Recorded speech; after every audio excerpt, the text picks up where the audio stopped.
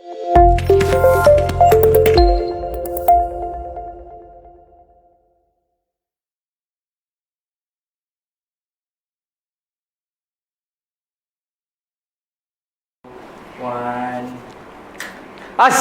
warahmatullahi wabarakatuh dan selamat sejahtera saya ucapkan kepada anda semua. Bersama saya panelis-panelis ataupun jemputan-jemputan pada malam ini yang sangat-sangat hebat. Dan perkenalkan diri dulu, saya ini Iman Nur Hizam. Dan orang di sebelah kiri saya yang paling dekat adalah dinamakan oleh ibu bapanya sebagai Naim Rehman. Betul? Rehman tu bapak saya sebenarnya. Oh, betul. Sebetul lah sikit ada nama bapak dia. Nama bapak. Naim Rehman. Bukan Rahman Rehman. Rehman, betul. So, beliau merupakan ahli Dewan Muda Johor dan juga berada dalam bidang pendidikan. Untuk pengetahuan semualah. Betul Naim? Betul. Thank you for coming. Terima kasih juga atas jemputannya. Nampak macam penat sikit ya? Agak penat lah dengan jadual yang agak pack kesana kesini kan. Ini bidang pendidikan ke bidang politik? Agak sukar untuk kita jawab. Boleh kedua-duanya. Pendidikan politik itu satu benda yang macam menarik. Baik, thank you Naim. Dan di hujung sana, di belah kiri saya tapi hujung sebelah sana sikit adalah saudari Syariza ataupun orang kata Eja. Boleh Eja? Ya, boleh. Kita cakap Eja. Lebih mesra. Lebih mesra. Kak Eja lah, Kak Eja. Kak Eja. Kak Eja pun boleh. Okay, so Eja merupakan juga alumni Dewan Muda Johor. Satu. Bukan alumni, masih lah kan, ahli Parlimen Belia Malaysia untuk negeri Johor juga. Itu salah satu daripada portfolio beliau yang banyak sangat. So kalau nak tahu lebih lanjut boleh Google. Google je. Mungkin nampak dekat pentas somewhere bagi ucapan ke, pakai tudung pink. Mungkin boleh nampak kan. InsyaAllah lah jumpa yang baik-baik kalau Google tu. Baik Jad, thank you so much for coming. Terima kasih juga atas jemputan. Ini muka tak nampak penat lah tapi kita pandai berlakon. Dia kena make up sebenarnya. Dia kena make up. Kita kurang tu. Astagfirullahaladzim. Nauzubillah. Jangan buat hal. Baik, jangan risau. So, kita pada malam ini nak bincangkan tentang beberapa perkara mengenai Johor. Sebab mereka pun anak tempatan Johor. Dan sekarang ni pun musim pilihan raya negeri Johor. So, jom sertai kami. Jangan pergi mana-mana. Tekan share, like, subscribe. Terus pun boleh. Dan type komen kat bawah tu banyak-banyak. Cakap apa yang korang nak dengar daripada kita punya perbincangan malam ni. Alright? Boleh? Boleh, tak ada masalah. Okay, nice. So Naim, Iman nak tanyalah sikit. Dan juga Eja, kita malam ni bincang start off with pendidikan. Okay. Pendidikan di negeri Johor, ataupun apa yang berkenaan lah. So from your point of view, korang punya point of view, I start with Naim lalu kot. Kalau nak start. Tapi kalau Eja nak potong bila masa, masuk je. Risau. Risau. Risau. Apa status pendidikan di Johor ni? Adakah baik ataupun buruk? Status pendidikan di Johor baik atau buruk? Okey, Man Eja. Apa yang saya nampak ialah kita sekarang berada dalam orang kata satu sela waktu pandemik COVID-19. Dah hampir 2 tahun dah pun. Bulan ni bulan 2, nak masuk ke bulan 3. Jadi dalam keadaan semasa sekarang saya nampak ada kelompongan, bukan sahaja di negeri Johor sebenarnya, tapi di Malaysia khususnya, kan? Sebab walaupun kita dah 2 tahun pandemik, tapi disebabkan saya latar belakang ijazah sebelum ini sarjana muda dalam jurusan kaunseling. Jadi saya dapat lihat banyak anak-anak pelajar, adik-adik saya yang ketinggalan dari segi pelajaran, tak kira sekolah menengah maupun sekolah rendah. Kalau sekolah rendah dalam akhbar apa dia kata peratusan apa orang kata penguatkuasaan 3M tu makin turun. Maknanya makin slow adik-adik kita ni nak membaca, menulis, mengira sebab pandemik. Benda ni bukan berlaku kat Johor je, semua negeri sebenarnya. Tetapi data khusus untuk setiap negeri belum dikeluarkan lagi. Dia akan keluar biasanya suku pertama tahunan dan sebagainya. Okey, baik. Dalam konteks lain, kalau sekolah menengah pula, kita dapat tengok ketika pandemik ni memang tahun lepas SPM result orang kata lebih tinggi daripada 3-4 tahun kebelakangan. Tapi tak ada pun data kajian kat dunia ni kata kerana pandemik result naik. Pandemik ni menyebabkan belajar dalam talian menyebabkan kita dapat result lebih baik. Tak ada, tak wujud pun. Jadi there's something fishy. Kita tak tahu graf diturunkan dan sebagainya, wallahu alam. Yang selalu isu setiap tahun kan kata. Betul. SPM tahun ni hebat, yelah orang turunkan graf. Biasa senior-senior ni dah cakap. Mesti kau cakap kat junior kau Sebab yelah senang-senang boleh dapat straight A. Kita dulu bukan main susah lagi kan. Taklah pandemik. Jadi itu isu yang serba sedikit kita boleh nampak kelumpungan. Mungkin nak dengar juga Eja nak komen apa kan? Naim dah jadi moderator. Boleh. Silakan Eja. Kalau daripada pandangan Eja lah kan, saya setuju dengan apa yang Naim kata. Kata kurangnya 3M dalam kalangan pelajar. Kita pun boleh lihat anak-anak kecil ada masalah percakapan. Ada terms dia untuk budak-budak yang orang katakan lepas pandemik beberapa tahun ni kan, anak-anak semua dekat rumah. Bila keluar je dia rasa ada macam ramai ni orang. Dia ada terms dia. Saya tak ingat apa termsnya tu. Tapi dari segi, kalau kita nak bercakap soal konteks pendidikan lah, kita dapat lihat ramai pelajar yang berhenti sekolah. Ramai. Memang ada statistik yang mengeluarkan, sebab tu Dr. Mazli ada nyatakan. Dia kata seolah-olah kerajaan PN dan BN baru ni menyebabkan pelajar berhenti sekolah. Peningkatan tu padahal dari zaman dia pun dah naik. Betul. Sebenarnya. Gitu. Saya lupa pula nak Google kejap. Ada statistik tu. So dekat situ kita dapat lihat, macam Naim katakan tadi lah, masih ada kelompongan. Bukan di negeri Johor saja. Pendidikan ni kita kena lihat secara umum lah. Bagaimana cara Menteri Pendidikan kita yang saya rasa belum betul-betul bersedia. Even after dah bertahun kita dalam pandemik ni, tiada perancangan atau plan yang betul-betul dapat membantu anak-anak muda kita ataupun adik-adik kita yang kat sekolah ni dapat terima ataupun deliver pendidikan tu dengan baik. Cakap pasal tak? Ada kelompongan, ada pelan. Saya rasa ada banyak negara di dunia yang dah laksanakan pelan pemulihan pendidikan pasca COVID. Pasca COVID. Walaupun kita belum lagi habis COVID, masih dalam fasa endemik, tapi kita masih belum ada lagi pelan tersebut dekat Malaysia. Ada bayang-bayang ke memang tak ada? Memang tak ada lagi. Memang tak ada lagi. Jadi adik-adik kita sekarang kat sekolah ni masih lagi menggunakan, orang kata, pentaksiran berasaskan bilik darjah, bukan pentaksiran dalam talian. Ini kelompongan yang paling besar. Kita masih gunakan sistem ataupun cara pemarkahan untuk dalam bilik darjah, dalam kelas. Yes. Tapi kita cuba nak buat tu online ke macam mana? Ya, dia cuba nak sesuaikan. Sepatutnya perlu bina modul yang baru. Tapi ada juga mungkin daripada side cikgu-cikgu akan cakap, kalau bina baru masa lagi untuk kami nak study, nak ajar anak murid dah beza dah. Tetapi sebenarnya ini adalah proses yang boleh berjalan seiring. Bukan yang satu kena stop, yang ni kena jalan, yang ni stop, yang ni jalan. Dia boleh berjalan seiring. Dalam masa yang sama dibangunkan pelan tersebut, boleh juga kita implementasikan secara berfasa. Fasa 1 untuk subjek apa dan sebagainya. Sebagai contoh, kalau dia belajar mungkin subjek sains, eksperimen online. Pernah buat eksperimen online? Tidak. Tengok online pernah? Ya. Eja RBT kan? Betul. Eja RBT of course ada berkaitan praktikal, betul tak? Ya, betul. Boleh buat online tak Eja? Susah. Tapi sebab itulah kita cakap, itulah pentingnya ada pelan-pelan yang kita perlu rancang sekarang. Sebab bila kita melihat kepada, orang kata, teknologi yang semakin canggih, orang kita borak, itulah hakikatnya kita ni berborak industri 4.0, 5.0, tapi 5G, 4G, tapi implement tu memang kurang. Sama juga dengan sistem pendidikan. Kalau sekarang ni kita cuba kan, macam yang Naim kata, dia boleh je selarikan. Tak adalah kita kata dekat kelas ni kita berhentikan sistemnya, kita buat secara online, tidak. Tetapi kita perlu bangunkan modul, memikirkan akan datang virus apa yang Tuhan nak bagi turunkan kat kita tak tahu. Tapi at least kita dah ada perancangan yang baik. Semoga pada masa depan tu kita boleh terus guna. Dan kita mula sikit-sikit berfasa. Itu yang sepatutnya menteri, bukan kita sepatutnya yang merancangkan perkara ni. Sepatutnya adalah bakal menteri lah, insya-Allah. Amin. Pak Nur habiskan Allah. Okay, bila kita cakap pasal benda tu kan, bila kita cakap pasal kita benda tu boleh seiring, tak perlu berhenti satu, jalan satu, berhenti satu, jalan satu. Iman sukalah bila Naim cakap tu, dan bila Eja emphasize kan, maksudnya walaupun sekarang kita gunakan sistem yang kita cuba integratekan apa yang sedia ada, so in this span of 2 years at least modul ataupun perancangan jangka panjang tu dah boleh ada separuh. Betul. Sekurang-kurangnya. Betul. Dan nak tanya sikit lah, apa jawapan dia, mungkin anda berdua boleh provide kan, iaitu siapa sebenarnya yang head of Kementerian Pendidikan Malaysia, dan juga untuk negeri Johor siapa? Di bahagian Malaysia, saya Yang Berhormat YB Razidin. Lepas tu saya pandai Ija tu macam Itulah kan, nampak macam ada sebelah kan. Risau Muka kan Rairas. macam. Bukan di Rairas. Muka Rairas. Lagi risau macam tu. Risau. Kalau di Johor, kita ada YB Mazlan Datuk Bujang. Mazlan Bujang lah. Tapi itulah, di Johor pula, kalau YB Mazlan Bujang ni dia tengah isu dia lompat-lompat parti. Dia Betul. bukannya isu dia implement pasal pendidikan.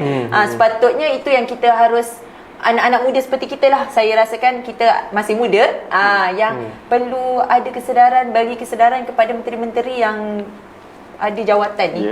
Kita kena memikirkan anak bangsa akan datang Betul. macam mana. Sistem pendidikan kita yang semakin patutnya makin ke depan lah. Sebab kalau kita lihat bukan dari segi ekonomi saja, ekonomi, pelancongan, semua terjejas, tetapi pendidikan ni menentukan masa depan anak bangsa kita. So sepatutnya dipandang, orang kata penting lah. Sepatutnya. Apabila kita cakap pasal pendidikan dalam talian, walaupun sekarang sekolah dah dibuka, tapi kita tak tahu bila-bila masa dengan keadaan kes kita yang sekarang semakin orang kata kejap 26,000, kejap 28,000 meningkat kan. Walaupun mengikut peratusannya tak adalah banyak, stage 3 ke atas kan. Tapi kita risau sekiranya benda ni berlaku lagi, tiba-tiba nak dekat raya tutup. Nauzubillah. Nauzubillah. Tak dapat balik raya. Dapat baju. Nauzubillah. Dapat baju. So sepatutnya kalaulah persediaan ini dibuat daripada lebih awal, daripada 2020 lagi di awal pandemik, mungkin sekarang kita dah ada macam Iman cakap, separuh ataupun lebih daripada separuh orang kata perancangan pelan tersebut. Tetapi kita tak nampak apa-apa movement daripada pihak kementerian. Dan ditambah pula apabila sekolah dibuka, adik saya beza dengan saya 10 tahun. Adik saya tingkatan 3 sekarang. Pagi tadi adik saya baru je pulang buku teks kat sekolah. Pulangkan buku teks untuk ambil buku teks ke tahun baru. Ya, betul, SPBT. Jadi saya tanyalah adik, apa biasa pergi sekolah kalau yang dibenarkan pergi sekolah sebelum ni kan, bawa apa buku banyak tak pergi sekolah. Dia isu beg berat pun saya kira tak kalau selesai. Bukan pandemik, tak ada pandemik, kita ada isu beg berat. Isu beg budak-budak sekolah sampai ke orang kata, ingat style lah kalau dulu-dulu zaman kita kan. Lagi besar. Style. Lagi ke bawah ni yang roda. Ada. Lagi ke bawah ni lagi style. Tapi sekarang tak. Ini satu perkara yang menyusahkan belajar kan. Instead of pelajar kena bawa buku teks ke sekolah hari-hari, sedangkan tak digunakan pun buku teks tu. Saya tanya adik saya, ada buku teks, saya kata cantiknya buku teks tu adik. Tak payah tanya adik, kita dulu pakai ke betul-betul? Alamak. Pakai. Saya kurang sikit pakai dalam buku teks. Mungkin ada subjek tertentu lah. Ada subjek tertentu. Itu ada pembetulan sikit kat situ. So ini saya lihat isu pendidikan ni tak hanya berlaku ketika pandemik. Sebab kita kena foresee lebih daripada COVID-19. Kita anggap tahun depan insya-Allah pandemik tak ada, habis. So isu apa yang kita perlu counter dan fikir daripada sekarang? Saya rasa saya bukan menteri. Saya bukan exco pendidikan ke apa. Tetapi orang di atas. Sana tak kisahlah dia parti apa kan. Yang macam sekarang tu tahulah. Kan di mana warna apa yang dipakai. Cakap warna, bentuk rupa. Bentuk. Warna tu ada lebih kurang sikit. Lebih kurang sikit. Jadi ini perkara yang patutnya dia dah orang kata tackle awal-awal dah. Tak perlulah kita nak kena kecam, nak kena tunggu viral. Takkanlah kita nak namakan menteri-menteri kita ni menteri viral. Betul. Tapi satu yang tadi kita cakap tentang nombor-nombor kan. Mengikut laporan daripada Johor Kini Disember 7 Disember 2021 di Johor Bahru, kerajaan Johor menganggarkan sehingga 20% daripada seramai 131,281 murid tahap 1 di negeri ini gagal 3M tadi tu. Membaca, menulis dan mengira. Oleh Exco Pendidikan Mazlan Bujang di negeri Johor ini. So, itu sudah pasti memang zaman pemerintahan yang amat berhormat Menteri Besar Datuk IR Hasni, betul. Tapi adakah the blame tu patut jatuh kepada yang amat berhormat Menteri Besar ataupun Exco yang bertanggungjawab untuk melaksanakan tugas-tugas beliau untuk portfolio tersebut? Komen nak kita bagi dia secara menyeluruh sebab orang kata macam dah kepala tak buat kerja, takkan nak buat kerja ke macam mana kan? Ke patut dah pecah kerja, patut buatlah kerja. Dalam konteks ni saya rasa saya selesa untuk mengambil pendekatan third party. Bermakna apabila kita berada dalam sebuah organisasi walaupun portfolio berbeza, kerja tu tentunya dicadangkan oleh kita, kan, Menteri Besar, Perdana Menteri dan sebagainya hanya sekadar menyelia. Macam ibarat guru besar kat sekolah, takkanlah dia nak jaga panitia ini, panitia itu. Dia sekadar mungkin meluluskan. Dia dengan pandangan, beri pandangan, bertukar-tukar pendapat dan sebagainya. Jadi tentu sekali pengurusi portfolio tersebut harus memainkan peranan lebih besar. Dan saya percaya dalam belanjawan negeri Johor, tak kira tahun bila, belanjawan tersebut tidak hanya datang daripada akal dan idea Menteri Besar, tetapi daripada exco, adun-adun pimpinan seluruh kerajaan negeri. Walau bagaimanapun, harus diingat tanggungjawab sebagai pengerusi portfolio tersebut itu sendiri. Kalaulah apa orang kata pendirian kita dalam sebuah parti itu pun kita tak dapat nak tetapkan, bagaimana kita nak tetapkan apa orang kata dasar atau polisi negeri. Betul. Itulah saya rasa komen saya sikit lah. Tak berani nak mention nama. Tak apa, awak tak mention nama saya. Dia YTJT lah. Saya tahu lah. Betul. Siapa tak tahu Google. Jadi Eja rasa macam mana pula Eja? Saya bersetuju dengan apa yang Naim katakan, sebab bila kita samalah sebenarnya kes dengan KWSP, orang kata kenapa Ketua Pemuda UMNO nak bising kan Perdana Menteri, tapi siapa Menteri Keuangannya? Sama juga, dia sama, cuma isu yang berbeza, konteksnya berbeza lah. Dalam sistem pendidikan di negeri Johor, yang kita tahu sebenarnya Johor ni dalam apa-apa bidang sekalipun, dan segi ekonomi pun di antaranya top 3 setiap tahunnya, top 3, dia tak akan pergi bawah top 5. So dalam bidang pendidikan juga seharusnya sebagai orang kata ketua kepada portfolio tersebut, beliau harus menjalankanlah perancangan dengan lebih baik. Macam yang Naim katakanlah, kita ni bukannya siapa-siapalah, orang-orang bawah. Walaupun Naim katakan third party yang melaksanakan tu, tapi kepala tu kena bawa satu ideologi apa yang betul, dapat menentukan keberkesanan kepada portfolio yang diberikan. Betul. So maksudnya dari segi itu kan, Exco Pendidikan fikirlah tentang segala perkara pendidikan, bukan tentang politik, bukan tentang melompat-melompat sana sini. Kan? Dan dia perlu cadangkan kepada yang amat berhormat Menteri Besar untuk dijalankan dasar-dasar tersebut. Jadi kat situ Iman pun nak ajukan jugalah persoalan dia kat sini.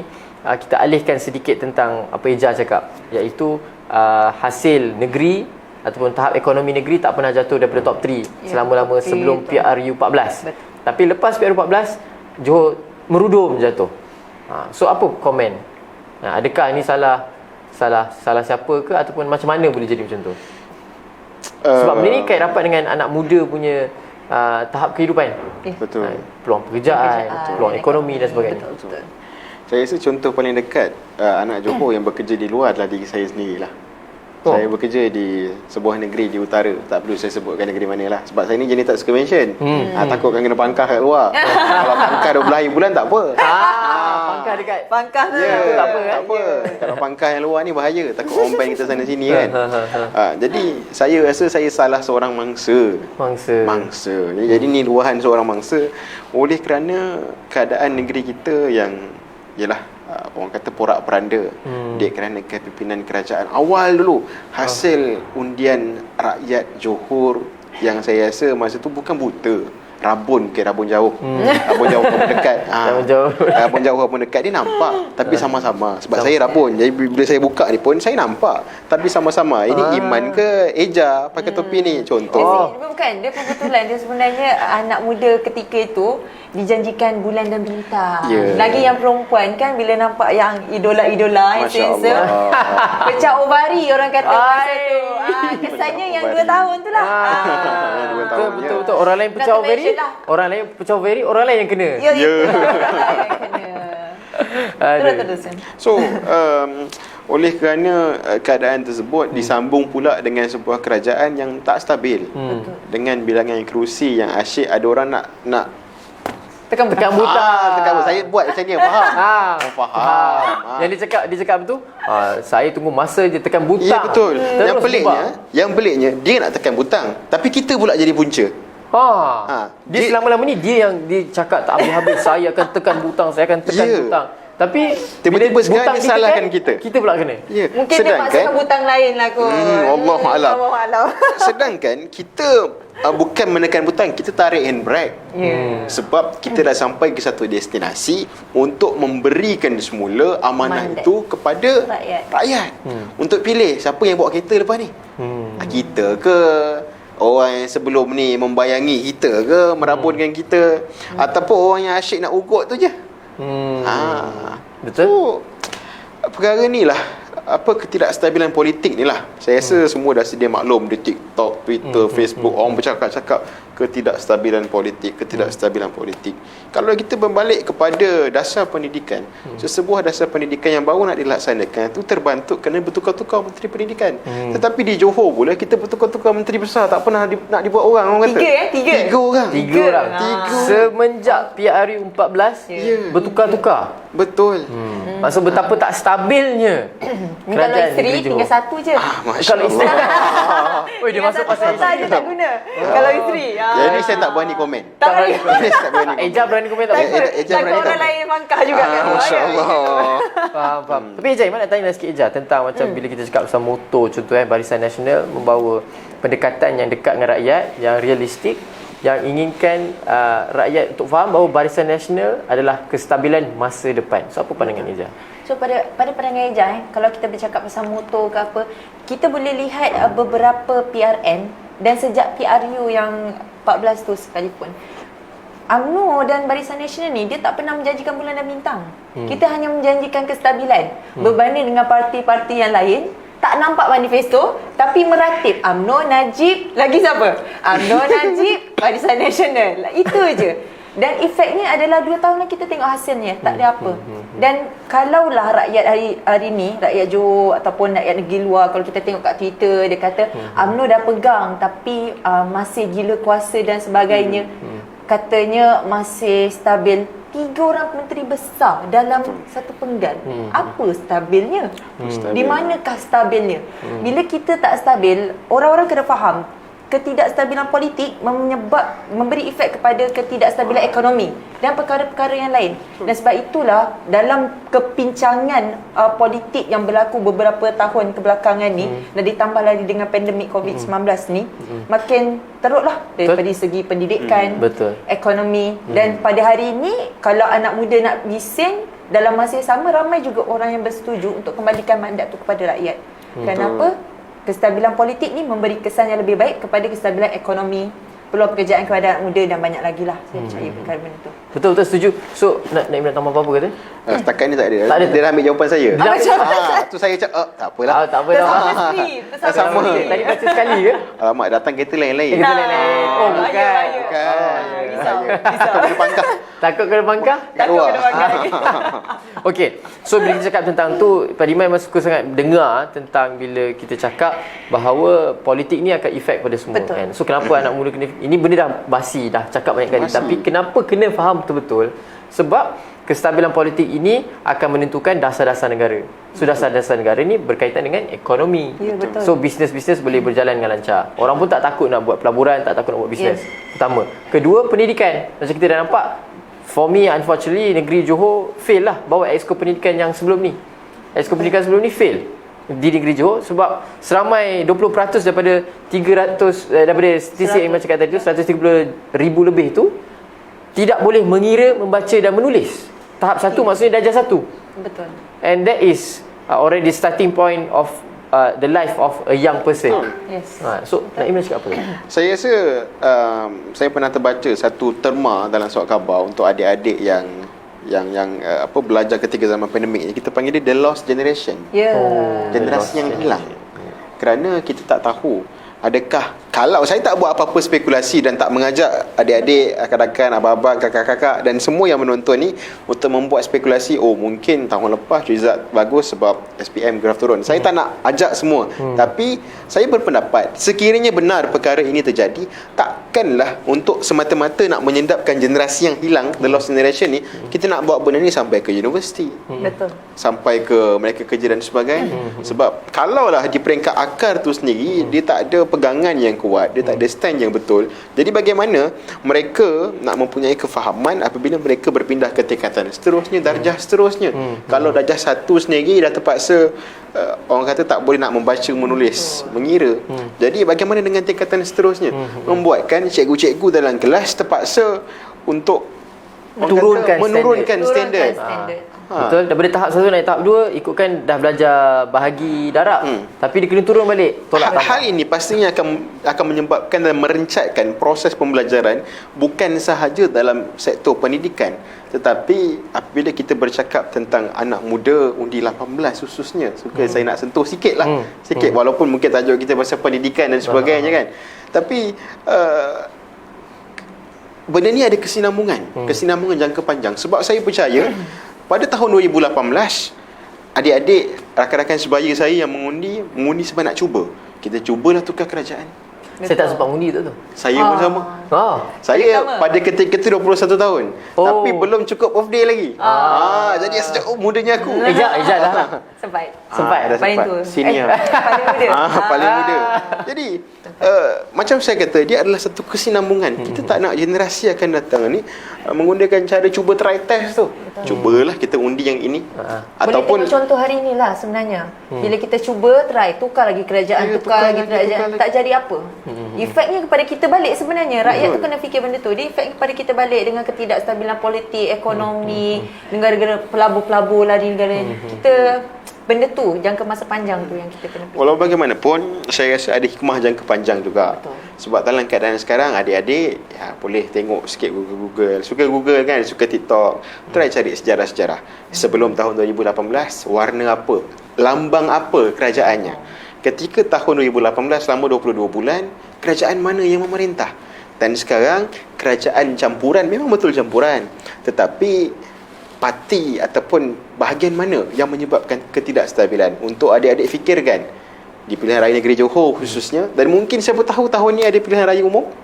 Untuk kita fikirkan tapi parti kalau mana. Fikirkan, tapi mungkin saya boleh cakap terus lah kot kan. Boleh cakap terus. Campuran itu adalah di antara UMNO, PPBM, dan ada lagi dan Ada lagi. Ada. PAS ada PAS. Ada. PAS ada kat Johor. Ya kan tak ada? Ada. Slow sikit kan? Slow sikit. 3 tu je kan? 3 tu saja. So jadi exco pendidikan tadi adalah daripada parti PPBM. PPBM. So walau bagaimanapun setakat hari ni kita bercakap, beliau tak ada parti dah. Dah tak ada parti dah? Dah tak ada parti. Melompat pula? Sebelum ni dia ada parti lain, parti asal kita lah. Kemudiannya melompat ke PPBM. Dan kemudian melompat lagi jatuh gaung punya. Macam mana nak bimbing pendidikan negeri? Ya. Kita harap semoga exco pendidikan dalam kerajaan akan datang, harapnya kerajaan Dacing dapat memikul tanggungjawab khususnya untuk membaik pulih kerosakan yang dibuat oleh exco pendidikan yang lepas. Ya, betul. Pandai sambung. Ya. Betul, kita sambung yang tergendala lah. Ya, sambung yang tergendala, insya-Allah. InsyaAllah. Jadinya mungkin ini kita akan berhenti seketika untuk berehat. Dan untuk anda di sana jangan pergi mana-mana. Sekejap je ni kita akan tunjukkan satu video singkat dan kita akan sambung semula. So sebelum tu tekan komen, like dan share. Subscribe sekali. Okey. Terima kasih. Saya mengucapkan tahniah dan penghargaan kepada PTP Port Tanjung Lepas di atas kejayaan untuk melepasi dalam sejarah negara keupayaan pengurusan terminal ini mencapai sasaran lebih daripada 11 juta TEUs. Ini satu sejarah yang diciptakan dan negeri Johor kita turut berbangga. Ini juga membawa makna bahawa PTP telah menjadikan Johor sebagai salah satu daripada destinasi pilihan bagi perkhidmatan ataupun pengguna-pengguna pelabuhan kargo ini.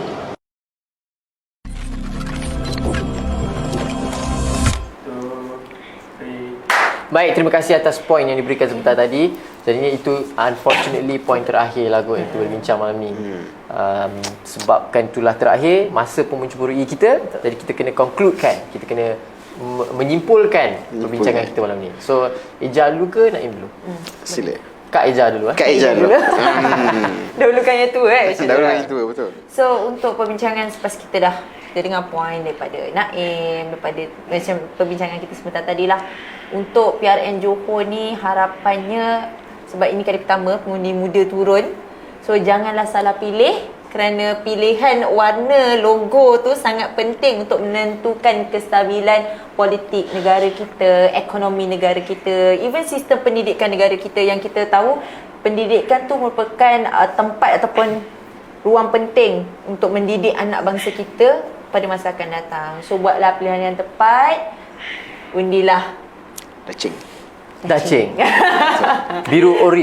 Biru yang original. Biru yang original. Baik, terima kasih Eja. Thank you so much. Naim? Eja ambil poin lain saya lagi sebenarnya. Tapi tak apa. Tak apa. Untuk kesimpulan ni, saya rasa untuk adik-adik khususnya baru nak mengundi, untuk rakan-rakan, sahabat-sahabat sebaya, abang-abang, kakak-kakak, saudara-saudari, saya percaya orang Johor ni ada sifat tenangnya berbeza dari orang Melayu Johor, orang bangsa Johor yang lain, daripada negeri-negeri lain. Jadi kita gunakan pentas dan ruang ini sebelum 12 Mac 2022 untuk kita nilai sebaiknya. Nilai, jangan guna emosi, jangan guna hasad dengki, tapi kita gunakan akal yang Tuhan bagi pada kita. Jadi insya-Allah kita pilih yang terbaik, dan yang terbaik pastinya hanya satu.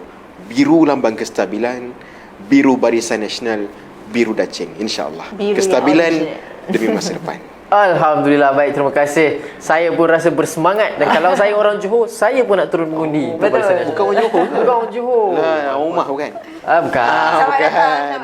Selamat datang. Mak saya orang Johor tapi. Okay. Mak boleh mengundi lagi lah. Tapi dah kat sana lah. Oh, dah tukar. Tukar, tak apalah. Tapi dengan konklusi yang diberikan oleh kita punya jemputan-jemputan pada malam ini, terima kasih banyak Eja, terima kasih banyak Naim. Minta maaf atas kekurangan dan sebagainya. Tak apa, banyak dah. Banyak dah. Tak ada kurang Korang lah. aja. Jadinya konklusi dia adalah itulah apa yang anda perlu ingat dan faham. Kalau anda pengundi muda, anda perlu faham bahawa kestabilan masa depan itu sangat penting. Dan undi anda bukan hanya untuk masa depan anda, tapi masa depan adik-adik kita juga yang lain. Betul. Sekian, terima kasih daripada kami untuk malam ini. Teruskan dan nantikan episod-episod akan datang di BN Comms. Make sure follow Like dan page ni. Betul, jangan lupa keluar mengundi. Jangan Apa? itu penting. Okay. Ya, Iman cakap kestabilan, kau cakap masa depan boleh? Boleh. 1, 2, 3. Kestabilan Masa depan. Terima kasih.